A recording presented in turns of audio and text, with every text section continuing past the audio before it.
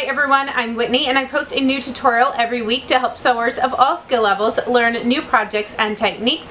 This week I'm showing how to make a lined zipper bag. It is a variation of my super old 5-minute zipper bag video. I've done several different variations of the bag, and for this one I'm showing how to finish off all of the raw edges on the inside with bias binding, otherwise known as bias tape.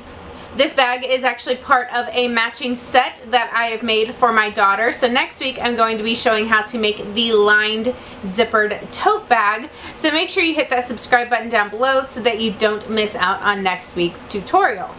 Pick out 2 or 3 different fabrics to use for your lined zipper bag. I chose 3 different fabrics for mine. Then you want to head over to the corresponding blog post that I have on my website, whitneysews.com. The direct link to the post is in the video description, and I'll have all of the measurements listed out over there for if you want to use 2 different fabrics or 3 different fabrics.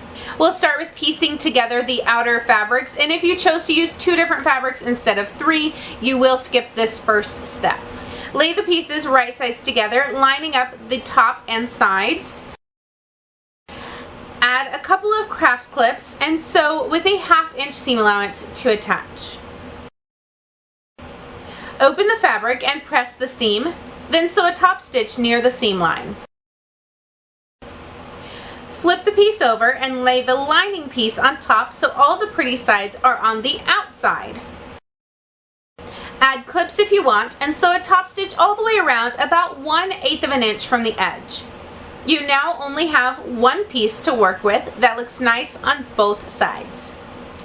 Onto the zipper. Choose one that is several inches longer than your fabric piece and lay it right sides down on your fabric.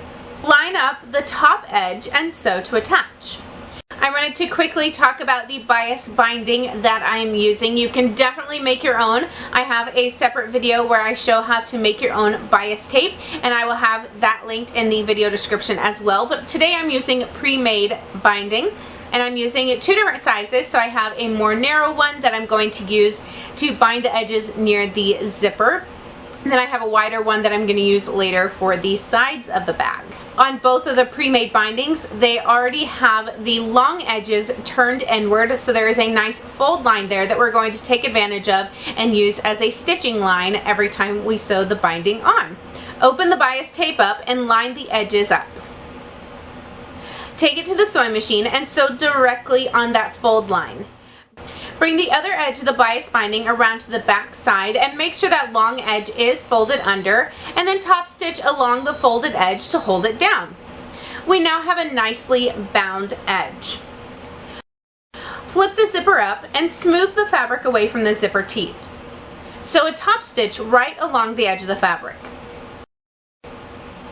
Bring the bottom edge of the fabric up and line it up with the unsewn edge of the zipper.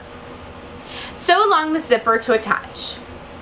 Unzip the zipper and add binding the same way as before, first sewing it on one side along the fold line, wrap it around to the other side, making sure it's tucked in at the fold, and top stitch along the edge.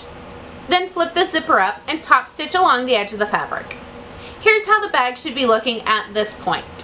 Unzip the zipper about halfway, then flip the bag so the lining is on the outside, and position the zipper so it is about 1 inch down from the top. I'm sorry I had the bag flipped over at this point, which is making it a little bit harder to see where the zipper is located. Sew down both sides, being very careful when going over the zipper teeth. Trim off the excess zipper on each end, then it's time to add the rest of the seam binding. I'm using a wider bias binding this time to make sure it wraps all the way around nicely, especially over the ends of the zipper. Cut the bias tape 1 inch longer than the bag side and line them up. Turn the extra 1/2 inch on each end over and clip in place. Sew along the fold line to attach. Flip it around to the other side and top stitch in place. Repeat with the other side of the bag.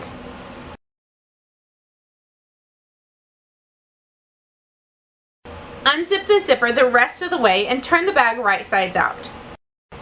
Poke out the corners and smooth everything flat, and the bag is complete. Here's the zipper bag in action, along with another sneak peek of the zippered tote bag I'll be showing how to make next week. I made both of these to hold a set of like Tinker type toys that I picked up recently at a thrift store for my youngest daughter, and we wanted a bag specifically for the toys that was perfect, that the kids can zip and unzip all by themselves so that they can be in charge of cleaning up their messes after they are done playing with their toys. So all of the wooden parts go in the larger tote bag, and then all of the smaller plastic connector pieces go in the zipper bags. They're nice and separated and organized and ready to go. As I mentioned earlier, I do have several other zipper bag tutorials that are similar to this one already on my channel, and I'll have the entire playlist of them linked right over here to the side. Also, click my picture right there to make sure you're subscribed so you don't miss out on next week's tutorial, and until next time, happy sewing.